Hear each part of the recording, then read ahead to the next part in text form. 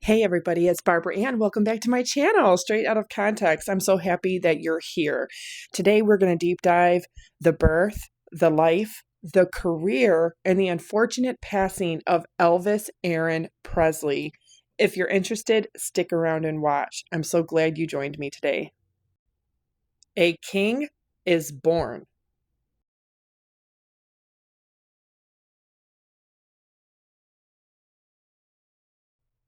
Born on January 8th of 1935 in East Tupelo, Mississippi, Jesse Garon Presley comes into the world in his parents' impoverished, tiny two-bedroom shack, of which his father, grandfather, and uncle had built for the family.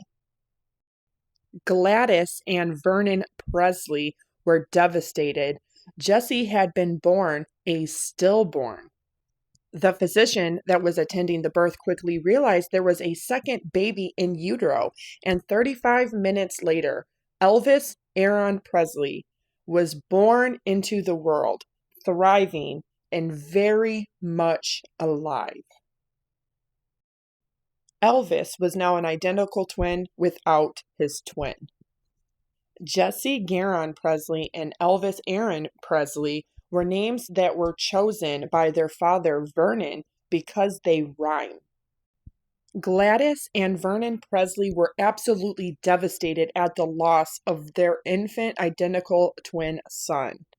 They were so impoverished that they couldn't afford a coffin or a burial plot, so they decided to bury Jesse in a very nice shoebox instead, tied with lace and red ribbon.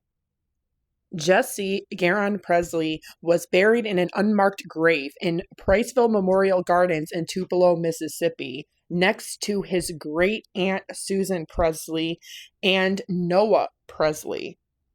Despite there being a memorial marker for Jesse at Graceland in the Memorial Garden to honor Jesse, his actual body is in that unmarked grave to this day because it was too fragile to move to Graceland. There are many conspiracy theories in the world that Jesse had actually lived and that the family hid him from view because he would later become a stunt double and body double for his identical twin brother Elvis. However, that is nothing but conspiracy theories. Elvis very much grew up a lost twin and an only child as well. I worked very hard on this to give my viewers a very realistic visual of what it may have looked like for the Presley family had Jesse survived. So I give you this rendition that I made. This is Jesse, Elvis, Gladys, and Vernon had Jesse lived. Elvis would later say in life that he always felt a connection to his lost identical twin brother, and he would spend the rest of his life feeling immense pressure and guilt to live a full, beautiful, complete life because his twin didn't get to survive with him. Gladys and Vernon would actually say for the rest of Elvis's life that they believed Jesse's spirit went into Elvis's body at birth. And therefore, Elvis was so talented and special because Jesse became intertwined with his spirit. This is the beginning of Elvis and his mother Gladys having a very tight, close-knit bond that would last until her passing. This made Gladys cling to Elvis and protect him even more so, and this made Elvis in turn indebted to his mother to be a good, loving, devout son to her. Although the world will never know what could have been, we can still speculate. Were there two kings born that day? Would they have gone on to equally be as talented musically and be the dynamic duo, the Presley twins? Or would environment and choice have taken their lives in a different, very drastically unique turn? And neither of them become famous. What if Jesse was the one to have all the talent and have became famous? We'll never know. What we do know for a fact is that Jesse Garon Presley is in an unmarked grave near Susan Presley and Noah Presley, still to this day. And the marker for Jesse still remains at Graceland in the Memorial Garden to honor his life.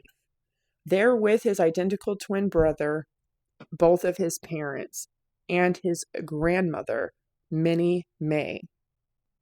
Elvis grew up a very quiet, timid, and shy young boy who was often cited as a, quote, mama's boy, unquote. And at the age of 10, he came in 5th place with his first ever performance at a fair in Tupelo, Mississippi, where he sang Old Shep. However, he remembers the day ending with a whipping from his mama for his misbehaving. Now, Elvis's teachers throughout the years would often say that he was unremarkable as far as grades, but as far as his behavior went, he was often very quiet, shy, and he would listen well. Now, this made him unpopular among his peers, where he was called names like a teacher's pet and made fun of because he didn't have nice clothes or nice shoes. That's all right.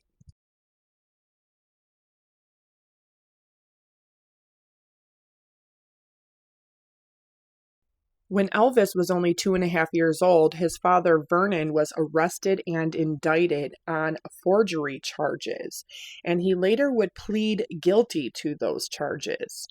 He was sentenced to 3 years in Mississippi State Penitentiary at Parchman. However, he was released from prison in February of 1939 with a 6-month suspension of his sentence.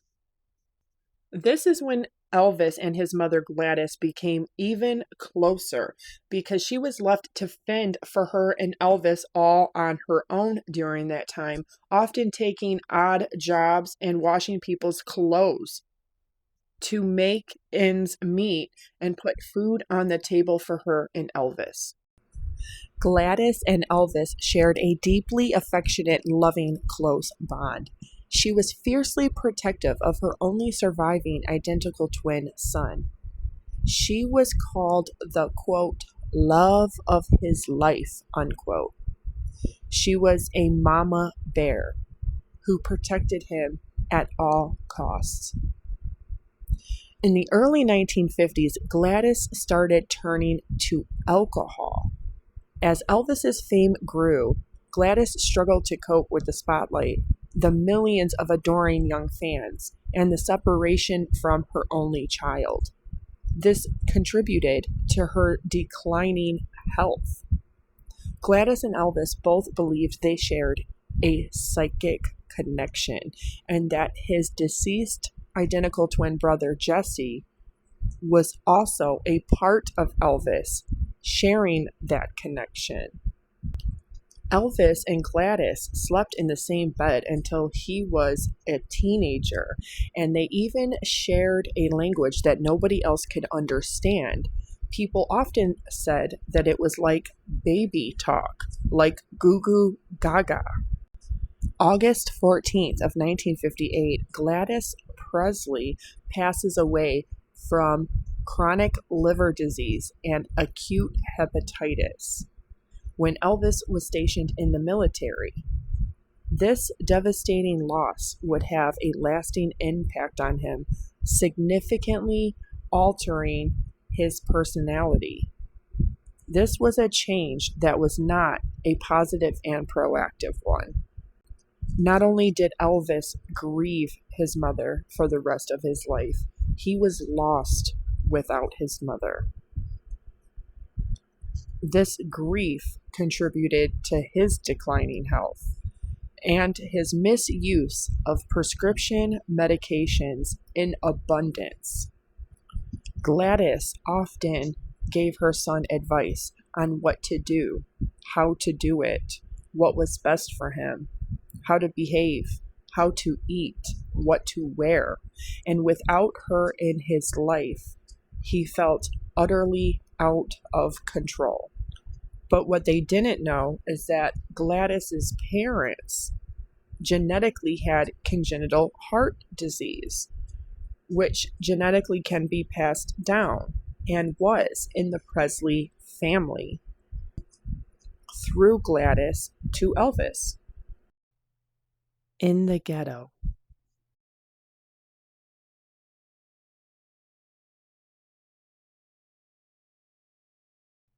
When Elvis was 13 years old, the family relocated from Tupelo, Mississippi to Memphis, Tennessee.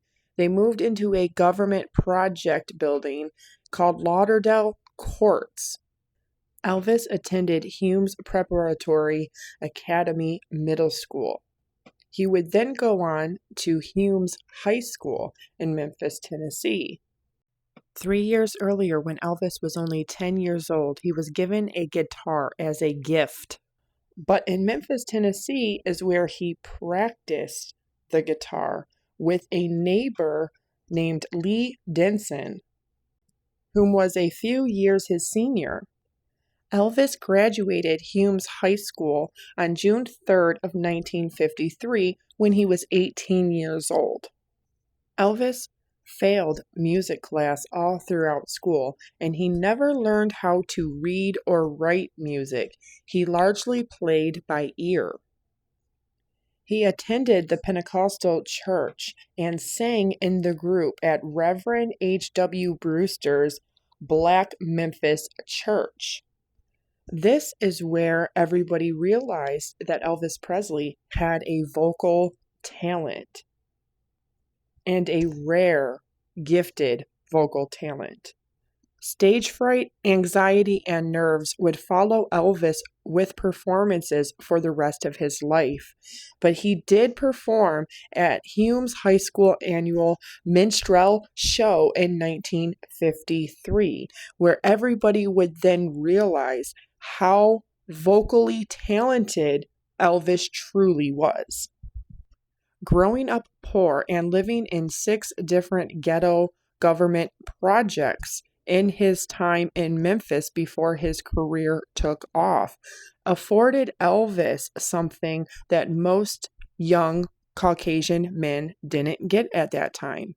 It afforded him, in a racially segregated Deep South, a very unique thing: exposure to African American gospel music, blues, country, and rock and roll, which were all African American genres of music. Elvis would state for the rest of his life that his earliest influences were Big Mama Thornton, Fats Domino, Jimmy Jones, and B.B. King, of whom he personally knew, because when he was a teenager, he would frequent downtown Memphis, Tennessee, on Beale Street, where B.B. King was also frequenting, and that is how the two came to meet. I got lucky.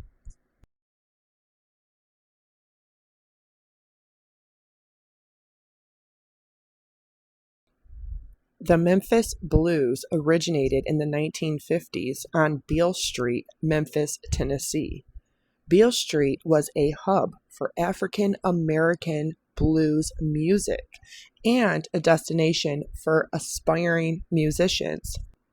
B.B. King was not only one of the biggest Memphis musicians, but renowned worldwide as the greatest blues musician to ever perform.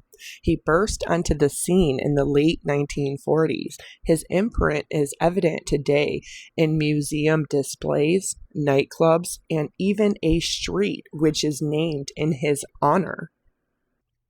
Growing up poor and in largely African American neighborhoods, Elvis frequented Beale Street and became friends with B.B. King, who would later go on to say that he liked Elvis and considered him a fellow Mississippian. He was impressed by his sincerity and that he had a kinship with Elvis. King also said that Elvis Presley had the looks, the talent, and the rhythm. He and Elvis Presley would talk about music and how it transcended race. B.B. King would also play Lucille Elvis's guitar and sing with him in his suite after he would play sets. It's stated today that Elvis Presley was never sued by any black artists because he never stole from anyone. Producers and songwriters always got credits and paid, and it is widely known that Otis Blackwell is one of Elvis's largest songwriters, giving him his biggest hits, like Don't Be Cruel, All Shook Up, Return to Sender, Great Balls of Fire, Fever, and Breathless. Otis Blackwell was a Brooklyn-born songwriter, but Tom Parker, who would later become Elvis's manager, forced him to give a co-writing credit to Elvis when he didn't co-write any songs in his entire career, but this also gave him royalties on them. When asked about Elvis appropriating black culture and music, B.B. King stated, "I don't think that he ripped him off," he said. "I think once something has been exposed, anyone can add or take from it if they like. He was just so great, so popular, and so hot. And so anything he played became a hit. To me, they didn't make a mistake when they called him the king." A rumor had swirled for many years that Elvis said, quote, "The only thing in words can do for me is buy my records and shine my shoes," unquote. In 1957 interview with Jet magazine, Elvis was the first to deny this and give credit where credit was due to the black community and black musicians. Jet magazine was unable to verify or corroborate that rumor was true because Elvis had never said it. Even nearly 5 decades after his passing, this rumor still comes about. Elvis felt an affinity to the black community because he grew up in black neighborhoods in his hometown of Tupelo, Mississippi. As a white Southern boy, he did not see color. Because they were poor, the Presleys lived in the same kind of life as any poor black family did.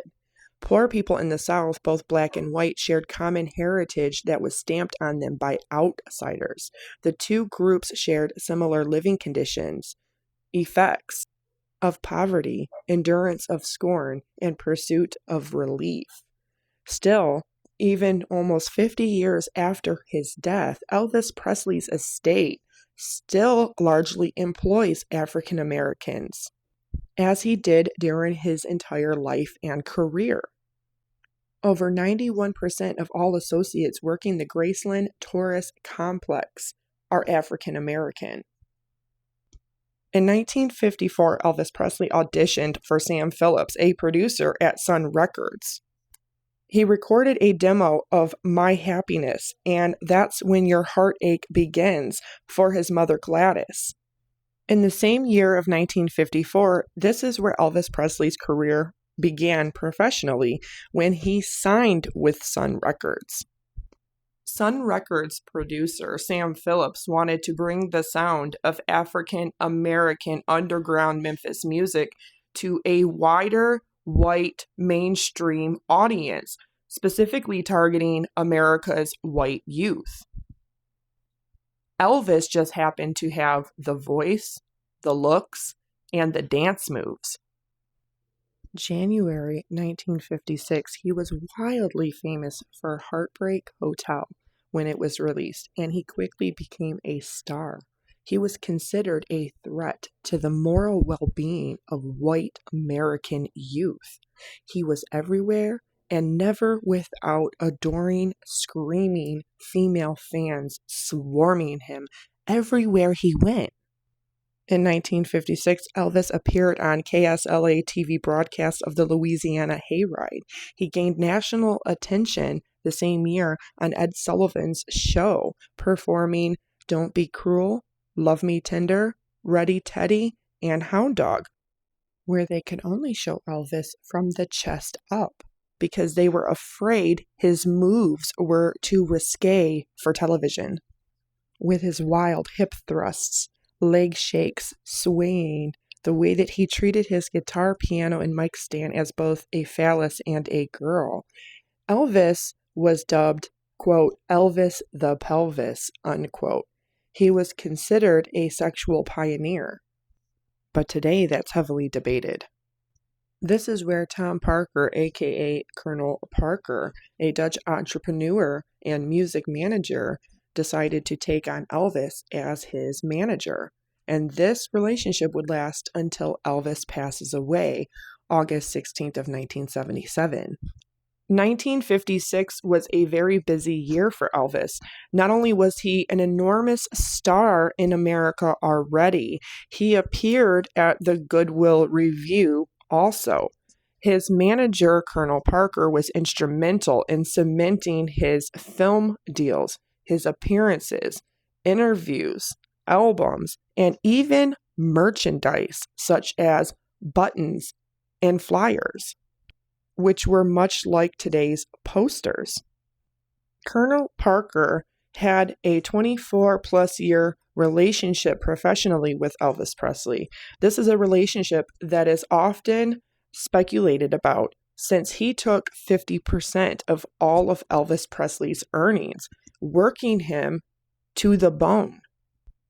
It's often said this is how Elvis started with his misuse of prescription medications because of being overworked by Colonel Parker. Between 1956 and 1969, Elvis filmed 31 feature films. That's 31 full movies and 2 concert documentary films. He also released 57 full-length albums. All the way through 1957, Elvis Presley had a phenomenal start to his career. Not only was he immensely popular, but he was working every day, all day. He was everywhere, all the time. 1957 was also instrumental in Elvis's life because March 27th of that year, this is when he would go on to purchase Graceland and the 14 acres it was on. It was originally a part of a cattle farm. Graceland House was designed and built by a doctor and his wife. Elvis then purchases the home from the doctor for $102,500. Like any Southern boy who comes up from poverty, all of his family came up from poverty with him. His parents, his grandmother, his aunts, and cousins all moved to Graceland with him, oftentimes working for Elvis, maintaining the property when he wasn't there, running his fan club, and doing all of the little tasks that he was not available to do. Graceland would become very important to Elvis. That was where he got comfort and solace when he wasn't on the road. This is also where he got peace and quiet to read and downtime from his grueling filming schedule. Elvis struggled with cystic acne on his neck, face, shoulders, and back, which was largely kept secret for many years. Although he had his acne treated many times during his filming days, he often still was reluctant to be bare-backed or completely topless in any film or photograph. And if he was careful not to show his back as it had many acne scars. Elvis Presley was also prone to getting very large cystic boils, of which he had to get treated by a medical physician. He was once quoted as being the most handsome man that has ever lived. And quote, his face was the most perfect, most symmetrical, most beautiful, handsome face that I have ever seen, and photographs never did him justice, unquote. Yet Elvis was flawed and imperfect, and he knew it. But his early career, it was still very polarizing for Elvis, because as he would perform and play the part on stage, he saw hundreds and hundreds and hundreds of beautiful young girls clawing for a chance to touch him, to hug him, to kiss him. And that had to have played on his ego in some kind of capacity, although deeply inside, he was insecure. After purchasing Graceland, he had to surround the property with tall barbed wire fencing, and that's when the iron gates in the front were put in, because so many hundreds of fans would come to his house and to the fence, of which still to this day you can see hundreds of thousands of names that are engraved in the brick walling that created the fence. Even in his sanctuary, Elvis still was not far from the reach of screaming women and girls, clamoring to get a glimpse of him or to get an autograph or photo with him. At this time, he's also being introduced to hundreds of Hollywood starlets that were up and coming in the acting community of Los Angeles, Hollywood. Although Elvis himself was not exempt from the pressures of filming and Hollywood, he had already been introduced to prescription medications as a way to lose weight or to control his weight years prior in 1954 when he was only 19 years old. Early in his career, Elvis once put himself in an unintentional coma. He was not eating any food. He was smoking up to 80 cigarettes a day. That's 4 packs of cigarettes, as well as taking diet pills. He had to be hospitalized for 3 days. At this point in his life, Elvis was already introduced to Dexedrine, which he was misusing to keep himself awake during long filming and recording session days. He was also given Percodan while he was in the hospital for his coma. Colonel Parker would keep Elvis's agenda very tightly controlled and full to the brim, especially in his early years when he was young and energetic. Elvis's schedule very quickly became overwhelming to him, and he had to find new ways to cope. Elvis was still performing very often in many different states. While on tour, Elvis wasn't keeping his business clean. He cared more about exploiting the admiration of particularly underage young girls than he did almost anything else. And this is also where his predatory behavior started to really show. There is much debate said about this behavior and if this was just a part of his PR marketing when he was on tour to make himself a bachelor, young, eligible, to make sure that he was able to connect one-on-one with many of his female fans so that they get the chance to feel like they know him personally, to touch them, to hug them, to kiss them. And Elvis was very much known for inappropriately grabbing and kissing his fans, all the way up into his very last performance. He would oftentimes take women who were there at his concerts with their husbands by the face and kiss them with tongue right in front of their husbands. And because he was Elvis, the husbands allowed it. That would become a repetitive thing, that it was, quote, okay, because it was Elvis, exclamation point, unquote. Devil in disguise or hound dog.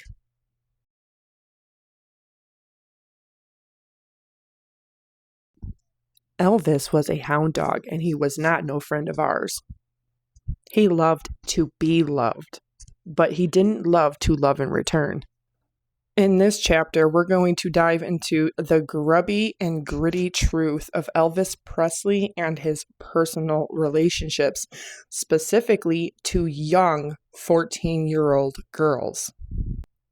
Completely hidden until now was Elvis's infatuation with very young children females, particularly of age 14. Frances Forbes was only 14 years old when she started dating Elvis. They dated for 2 years. He called her, quote, Little Frances, unquote. Frances states, quote, he was my first love, my first kiss, my first everything. It was not sexual, but we would neck, kiss, and carry on, unquote.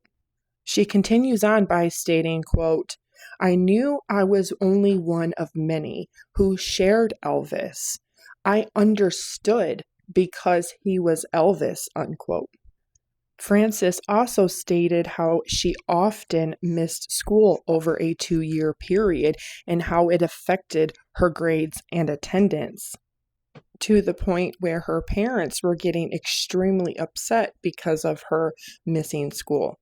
Elvis would, quote, speak to her parents, soothing her mother's feathers often, unquote.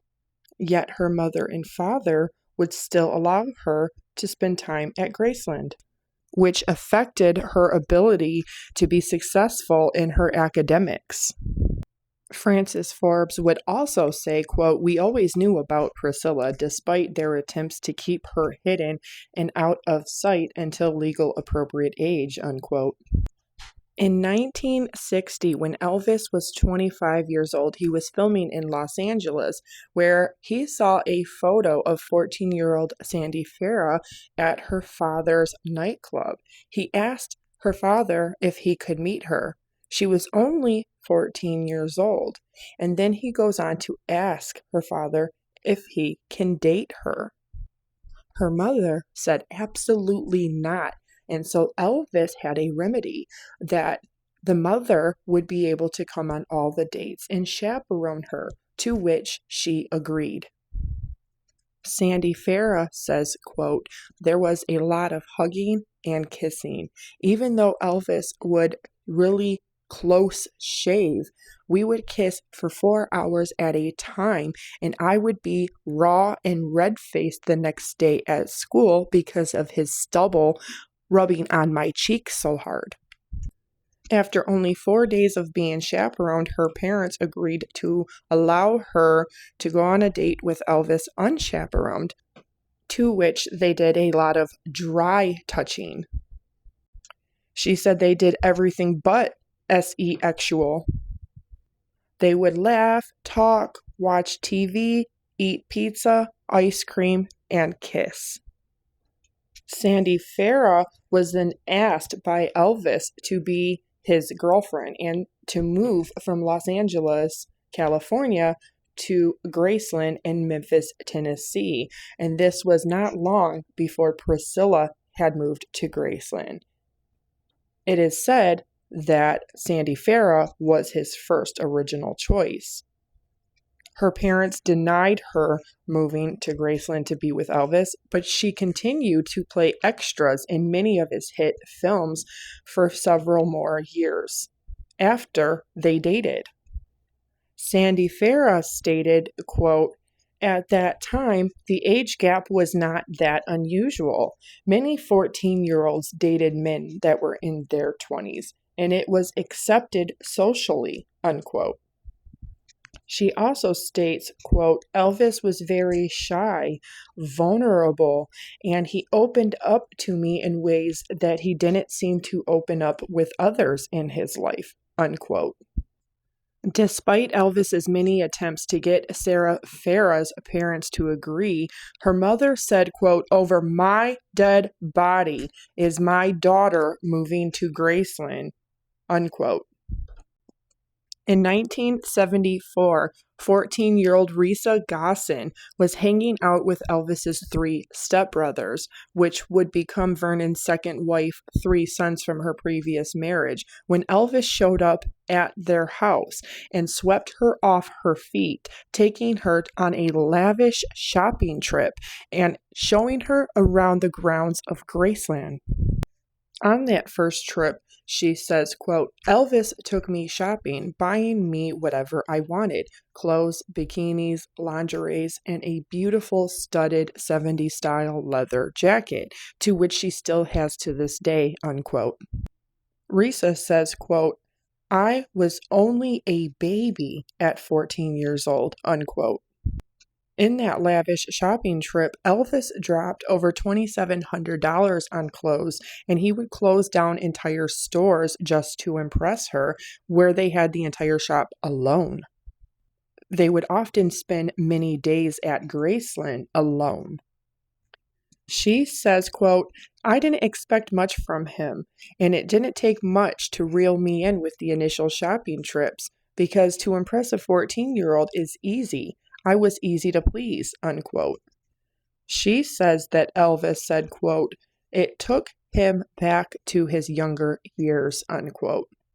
Risa Gossin goes on to say, quote, we were kissing only. He would stop just before sex, leaving me hanging, and he would deny me any further, unquote. Risa goes on to say, quote, nothing inappropriate ever happened between us, unquote, and, quote, it didn't ever occur to me that there was anything inappropriate going on, unquote. They had dated for over 6 months. Risa, too, would go on to say, quote, age gaps were not unusual at that time, unquote. Risa would also include, quote, that we knew he had other people he was likely dating, and it was just unspoken but understood, quote. She also ends with, quote, I loved him very much, and I believed he loved me too, unquote. Frances Forbes, Risa Gossin, and Sandy Farah all share one thing, as Sandy Farah said, quote, there was no such thing as pedophilia in those days. I've never even heard of a word or any word like that back then, unquote. These young girls, now elderly women, all share one thing in common, and that is their strong denial that anything was inappropriate back then, and that was a commonplace occurrence. When all 3 women were independently asked if this behavior was predatory, they all shared the common denial of no, that it was not alarming, it was not uncommon, and in fact, they all strongly defend Elvis. The sentimental feelings he left with each of these women are still strong to this day, which really shows just how much of an influence he was on them all. You're a little old for the teenagers now? That's the first time I've been asked that one. I don't know. I don't feel too old. I can still move around pretty good. Even nearly 5 decades after Elvis Presley passed away, the internet is still seeing things like this. Elvis asked out my great aunt on the right, but my grandma said no because guys like that only wanted to sleep with girls. This was sometime in the late 50s, early 60s. Now, this is when Elvis's career was well established, and so was his fame. In his book, Elvis Presley, A Southern Life, Joel Williamson writes about Elvis's life on the road, quote, Elvis preyed on a group of 3 14-year-olds who would pillow fight, wrestle, tickle him, and kiss Elvis, who was then 22 at the time. He all but went all the way, denying the girls more and leaving them unfulfilled, unquote. Williamson also says, quote, an incident in which Elvis slept with a fan of 15 years old in Louisiana, performing weekly on the show Louisiana Hayride in 1954. A condom broke during the intimate act. Elvis then sought advice from his friend musicians on the road with him and ended up taking the girl to a local emergency room to hopefully get a DOUCHE done and medical care to prevent any possible pregnancy. All the while obsessively calling his 15-year-old girlfriend Dixie Locke, whom he also liked to dress like his own personal living doll, unquote. Priscilla Presley biographer author Susan Finstead stated that, quote, Elvis would regularly say, 14 will get you 20. He knew and was fully aware that it was illegal and against the law, unquote. Sarah Forbes says, quote, I wouldn't like my daughter today. No. 14 with a 26-year-old man at his house alone? No, absolutely not. But then again, he wasn't Elvis, unquote. Risa Gossin continues, quote, he never wanted to get married or have kids. He would have been content as it was. He worked too much most of his life. He didn't have time to give to a wife or any children. He was forced to marry Priscilla by Colonel Parker because she had been living with him since 17 and the press knew about her. Her father also gave consent for her to move under Elvis's promise that he would marry her, unquote. Sandy Farah would say, quote, by today's standards, yes, these are unthinkable, these relationships, unquote. Author Susan Finstead would go on to say, quote, he was frozen at an elementary level because he became so famous so fast when he was so young. He suffered some kind of emotional arrested development, unquote. She also adds that until he reached 40 years of age, quote, he never stopped, unquote. Burning love.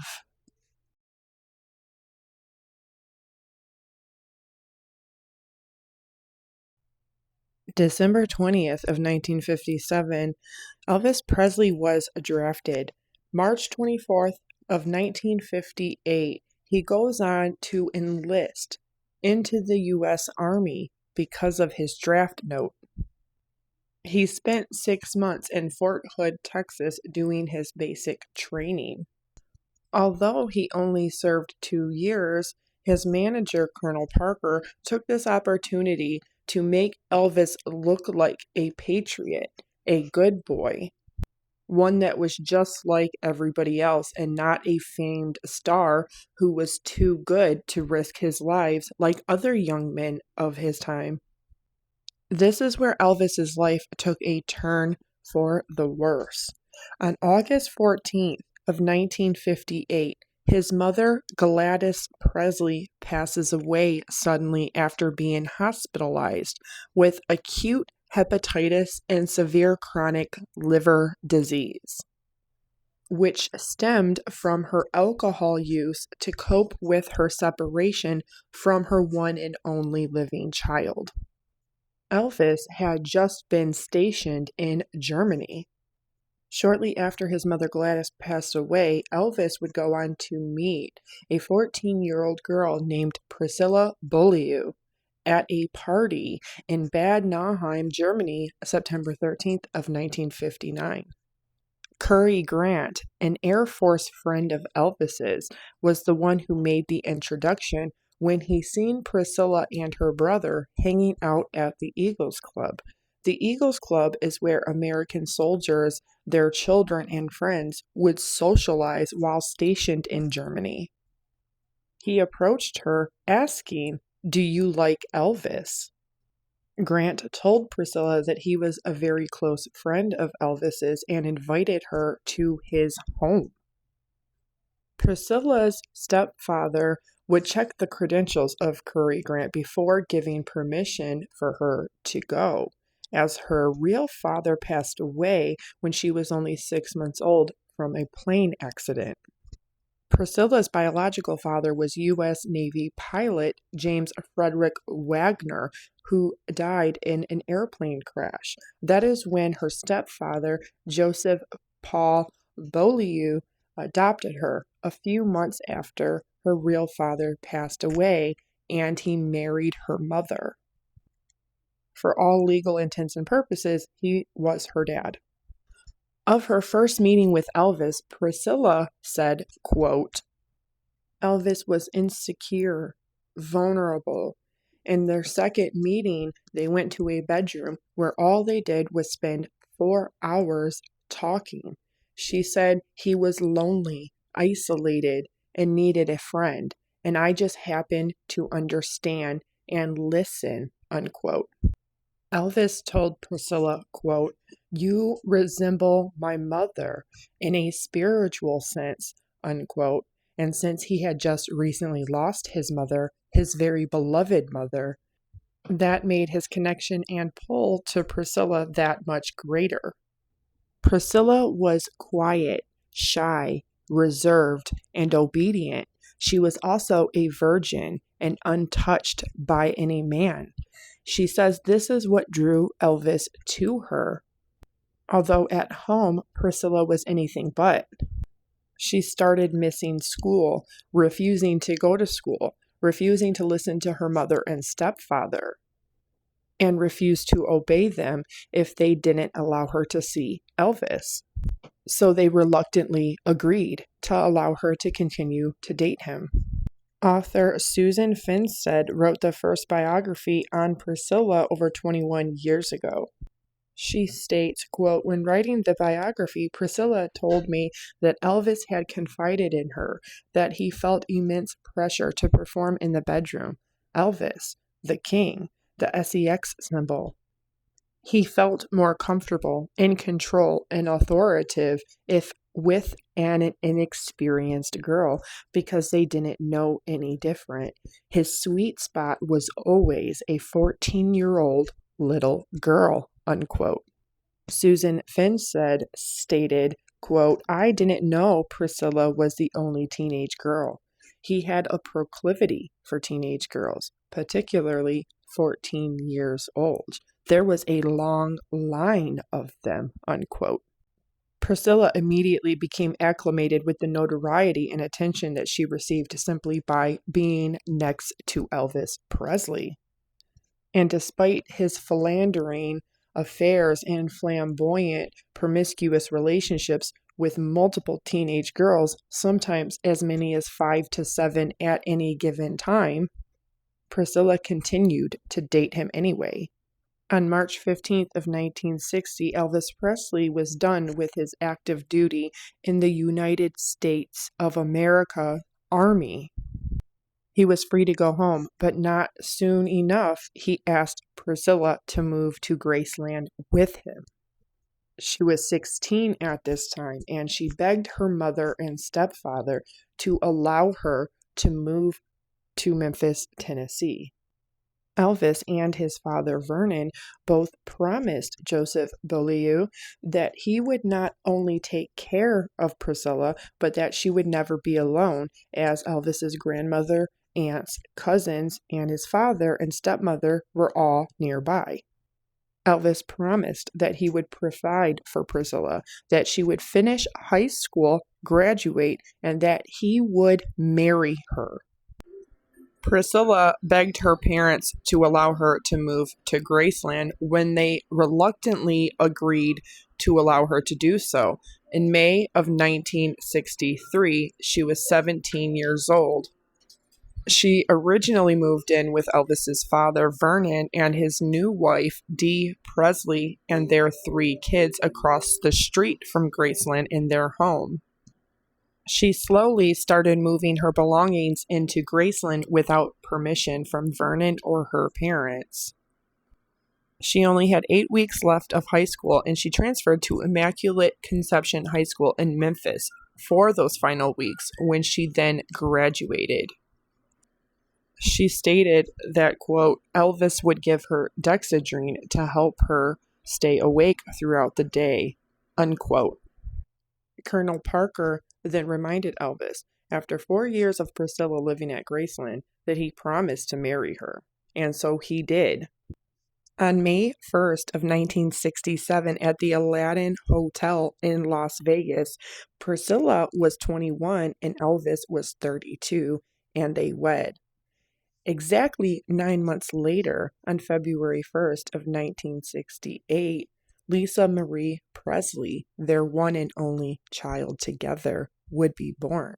This would also be Elvis's only child that he would ever have for the remainder of his life. The night they got married is the night that he impregnated Priscilla, because Lisa Marie was born exactly 9 months later.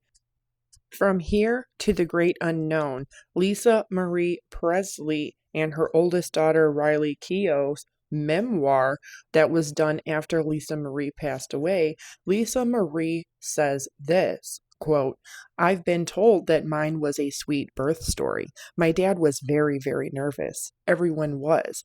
They had lots of dress rehearsals, trying to find the quickest route to the hospital. They had done a few test runs and everything was fine. Then Jerry Schilling, one of my dad's oldest friends, who was driving, almost went to the wrong hospital. Then I was born.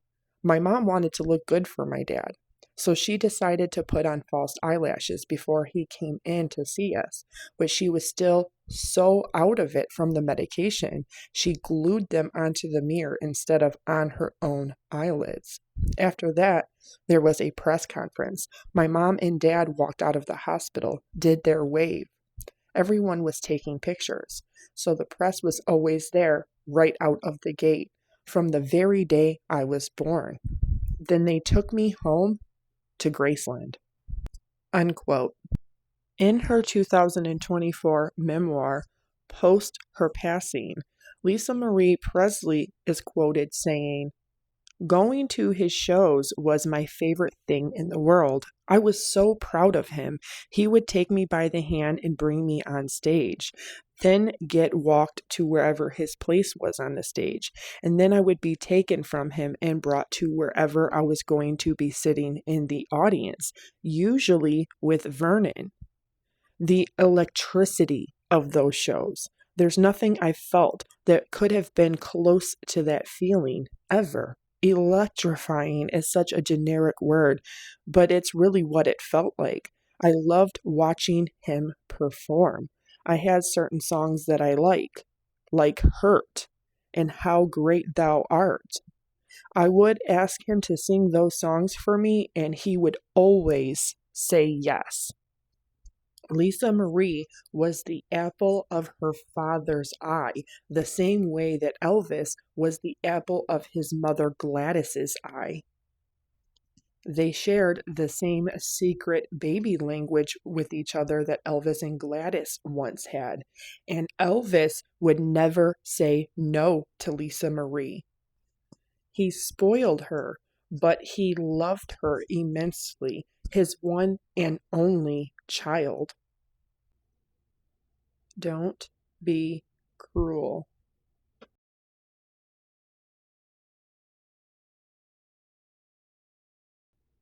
In 1964, Elvis would go on to meet Anne Margaret when they were filming Viva Las Vegas. Even though Elvis, between the years of 1956 and 1969, completed 31 full-length feature films, Viva Las Vegas was one of his most popular, and so was his co-star, Hollywood starlet Anne Margaret.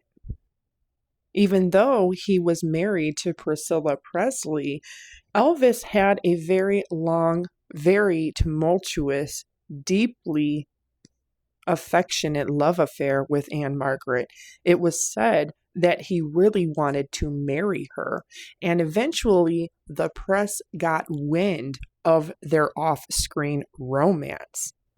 And Priscilla was not happy about this, as she was staying at home playing wife, homemaker, and mother to his child, Lisa Marie. After Priscilla gave birth to Lisa Marie in 1968, Elvis stopped being intimate with Priscilla. Priscilla says, quote, "He mentioned to me before we were married that he had never been able to make love to a woman who had given birth to a child before," unquote. It's unknown if this is because of what childbirth does to a woman's physical looks or her private region. In 1969, Elvis introduced Priscilla to Mike Stone, who was his martial arts and karate instructor. He hired Stone to train Priscilla. She stated, quote, "Stone gave me freedom to be myself and newfound confidence to find my identity, which I had never been able to have," unquote. Mike Stone divorced his wife in 1968, leaving her for Priscilla. They went on to have an almost 4-year-long love affair, despite her being married to Elvis Presley. After Priscilla had her own affair and learned that Elvis had an affair with Aunt Margaret and was deeply in love with her, she decided in 1972 to confess to Elvis that she had been carrying on a 4-year affair, and not with anybody, with Mike Stone, their karate instructor, and his friend, who he introduced to her and had hired to train Priscilla. Elvis was so angry he went ballistic. Priscilla said, quote, "He forced me onto the bed and forcefully made love to me. He said to me, 'This is how a real man makes love to a woman,'" unquote. He was so out of his mind with anger, he even told his bodyguard to take Stone's life and contemplated hiring him, stopping short of paying him and planning an actual date. He was paranoid and convinced that Mike Stone had hired men to come after him and to hurt him or attempt on his life. Until his passing on August 16th of 1977, Elvis continued to run as many as 5 to 7 relationships at a time, often with many underage young girls and famous Hollywood starlets. In 1973, he and Priscilla officially divorced. This is when Elvis started really turning to food and prescription medications for comfort to cope. Elvis was known to eat to extreme excess.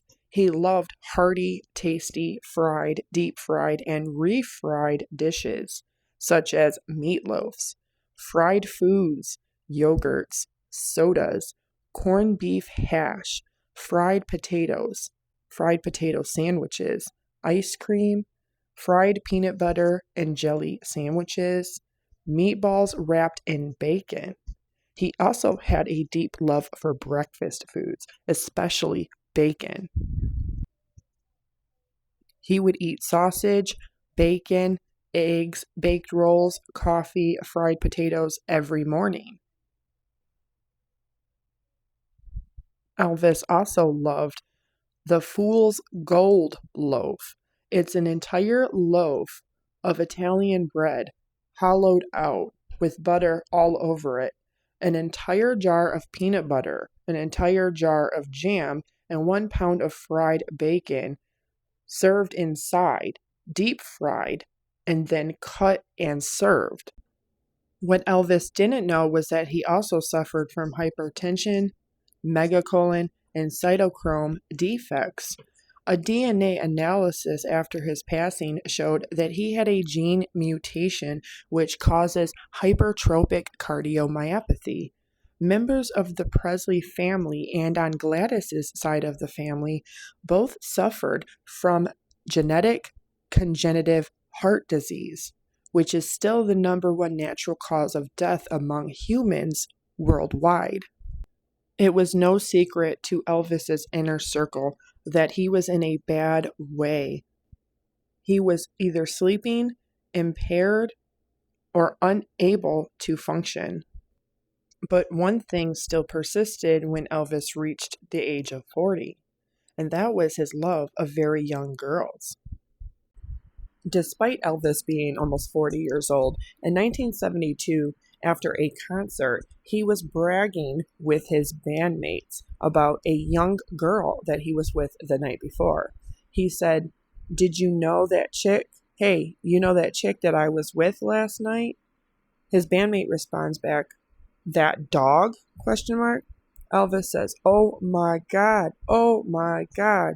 That chick was somebody. She gave the greatest head of my life. I'll tell you what," unquote. My way.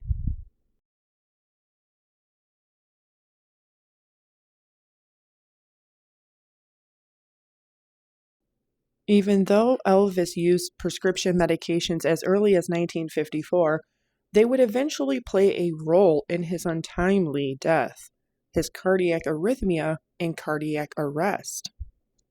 By the 70s and reaching 40 years of age, Elvis had already been a longtime user of opiate prescription medications, which oftentimes causes severe constipation, as a bad diet added that strain to his heart.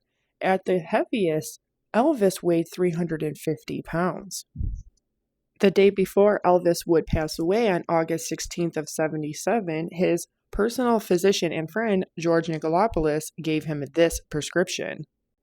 Elvis' personal physician and friend, George Nicolopoulos, or Dr. Nick, was at Elvis's beck and call for nearly a decade.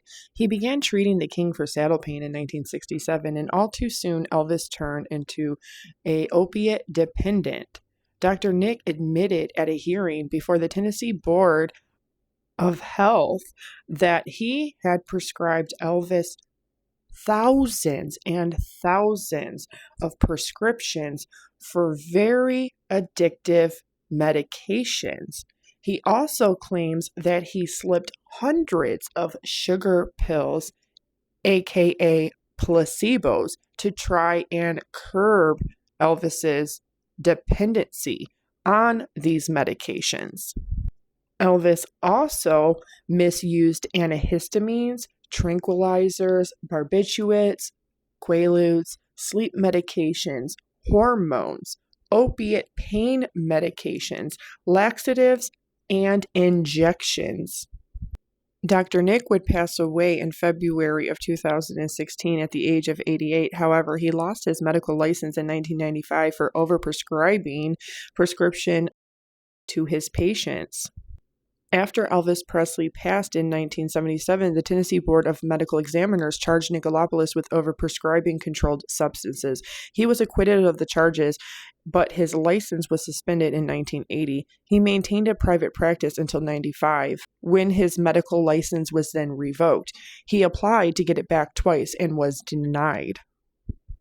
Elvis's longtime bodyguard, Red West, said, quote, "His usage increased from 1960 to 1977, so much so that he stopped bathing," unquote. Red West was also quoted saying, "Elvis's use started early on, and you can see the effects early in his career. In one movie, Love Me Tender, debuted in 1956, he had been already dependent and misusing medications during filming in 1955. He said it only began here and escalated to dependency and chronic misuse," unquote. President Richard Nixon awarded Elvis Presley a special badge from the Bureau of Narcotics and Dangerous Drugs.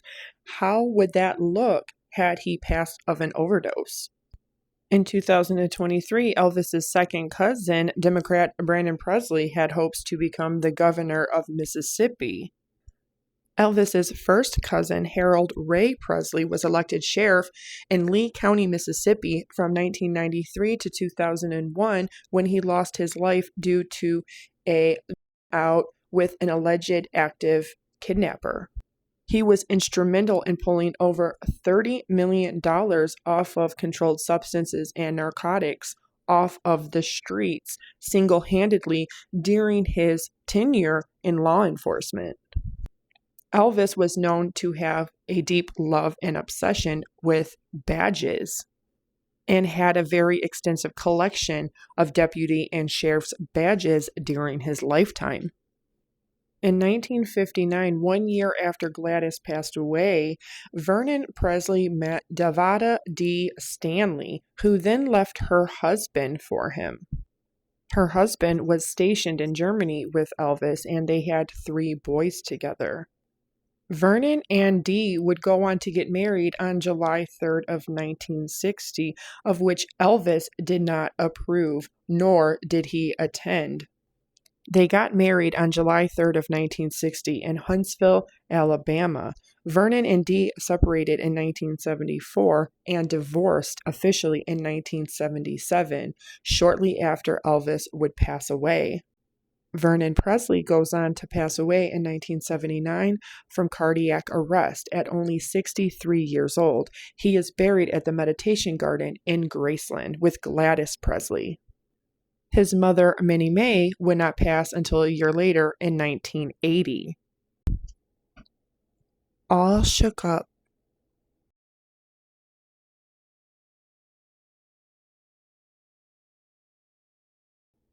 Elvis Aaron Presley was pronounced deceased at 3:30 p.m. on August 16th of 1977 at Baptist Memorial Hospital in Memphis, Tennessee. He was only 42 years old. He had been transported to the hospital by fire department ambulance after his longtime girlfriend and fiancée, Ginger Alden, found him deceased on the floor of his private upstairs bathroom. He had told her that he was going to use the bathroom and read. After he did not come back, she decided to go check on him, and that is when she found him unresponsive. 2 days later, on August 18th of 1977, Elvis Presley was laid in his home at Graceland for his funeral and viewing. One of the first attendants was his greatest love and friend, Anne Margaret, the woman who truly held the key to Elvis's heart, the one that he wanted to marry. Lisa Marie would say in her 2024 memoir entitled From Here to the Great Unknown, quote, "The viewing was scheduled to be a public event. My dad was brought to the home. They kept him in the living room, the room before the piano room on the right when you walk in the front door. I felt so happy because he was there. I felt lucky. I was so busy looking at everyone else's grief that I couldn't actually have mine yet. I was trying to grieve my dad, but at the same time, I understood that he was Elvis Presley. I understood at 9 years old his persona and that being Elvis was what he loved doing the most," unquote. I knew that soon he wasn't going to be here anymore. I don't remember much after that. I was only 9. It was all so effing beyond me. It'll still hit me on and off. It comes. There have been nights as an adult when I would just get completely drunk and listen to his music and sit there and cry. The grief still comes. It's still just there. Lisa Marie goes on to say, "Then I had another thought about not being able to ever come back here anymore. My grandfather, Vernon, was still alive, so maybe I would have an excuse to come back, but would my mom let me?" unquote. Lisa would also say, quote, "I wanted my other life back. I always wanted to go to Memphis. I wanted to make sure that I could go to Memphis, and that's what she used sometimes to threaten me, that I wouldn't be able to go back to Memphis if I didn't ... unquote. Any place is paradise.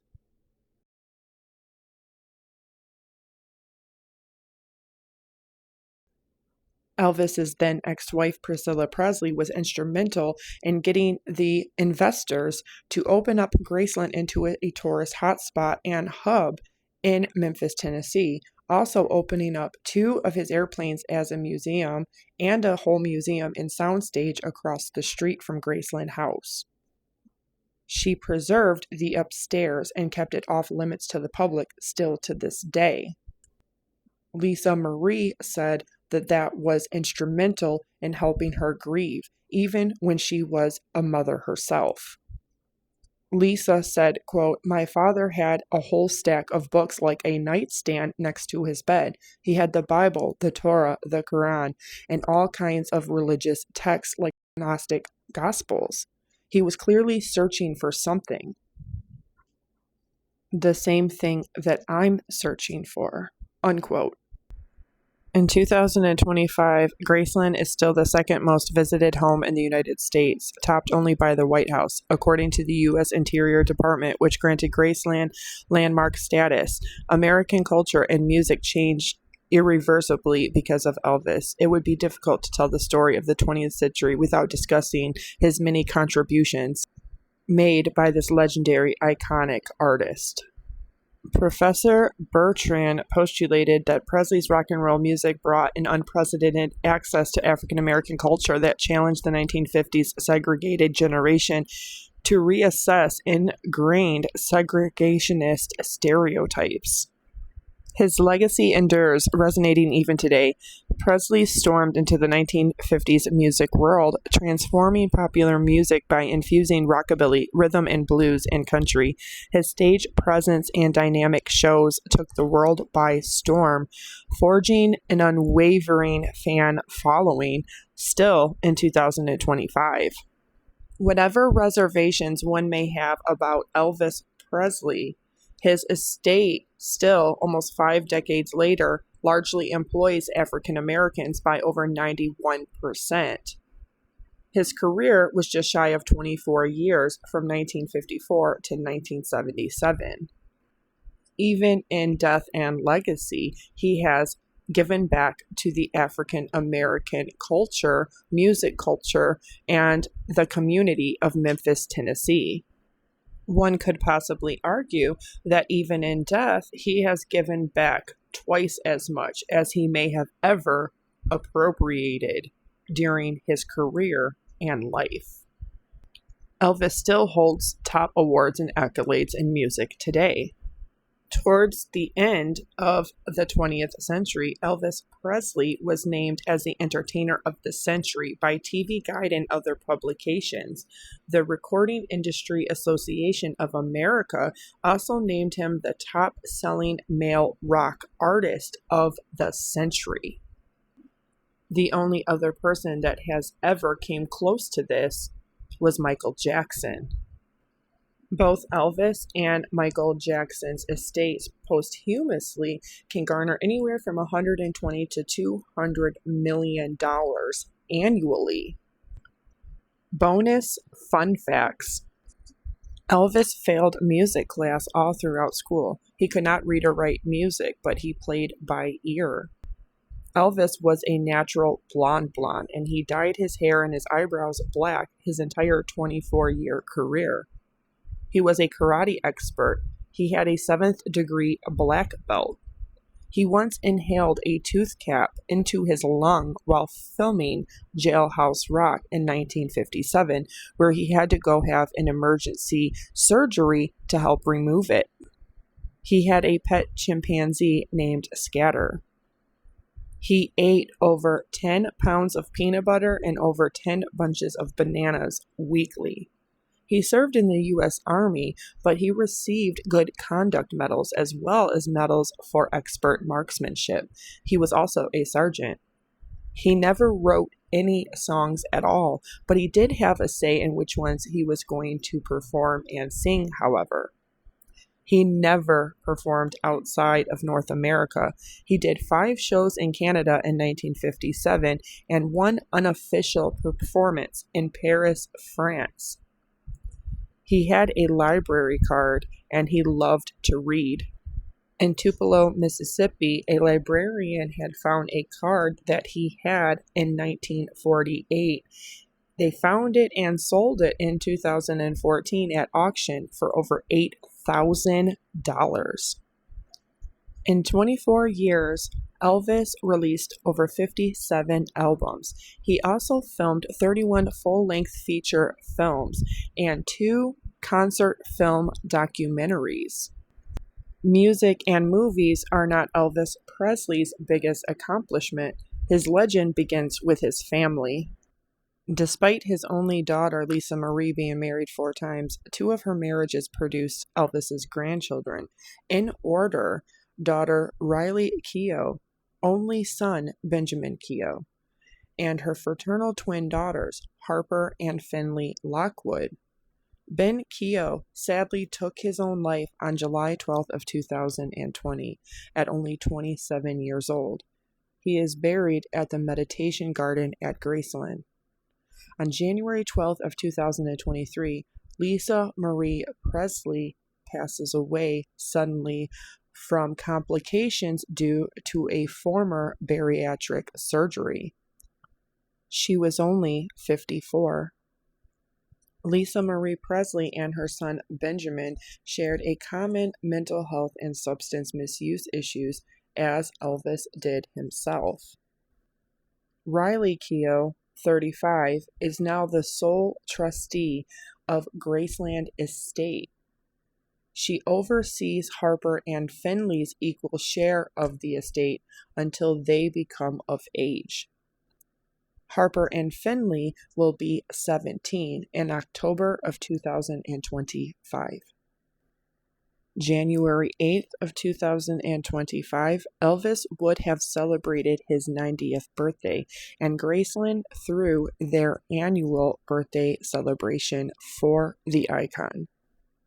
Every year, Elvis fans from around the globe flock to the gates of Graceland, and they even get to share the annual birthday celebration cake. Music was not the only legacy that Elvis Presley left behind. He left behind his bloodline, the future generation, and a time capsule in his estate, Graceland. Thank you for joining me, and thank you for watching. I am so grateful that you are here. I am Barbara Ann, and this is my channel, Straight Out of Context.